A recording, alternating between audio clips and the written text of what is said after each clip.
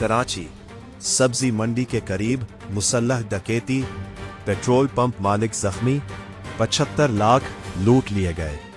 Karachi district east नई सब्जी मंडी के मरकजी गेट के करीब वाक़े सब्जी मंडी पुलिस पोस्ट से चंद कदम के फासले पर मुसल्लह डकैती की वारदात पेश आई, जिसमें अटक पेट्रोल पंप के मालिक को गोली मारकर जख्मी कर दिया गया और तकरीबन 75 लाख रुपए नकदी लूट ली गई। पुलिस के मुताबिक 3 मुसल्लह मुल्ज़मान ने वारदात के दौरान शहरी से मोटरसाइकिल भी छीनी और नकद रकम समेत मौके से फरार हो गए।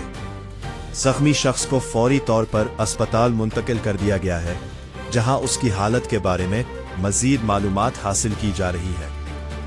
वाक़े के बाद इलाके में खौफ व हरास फैल गया, जबकि शहरियों ने बढ़ती हुई वारदातों पर शदीद तशवीश का इजहार किया है। पुलिस ने मुकदमा दर्ज करके मुल्ज़मान की तलाश शुरू कर दी है और सीसीटीवी फुटेज की मदद से तहकीकात जारी है।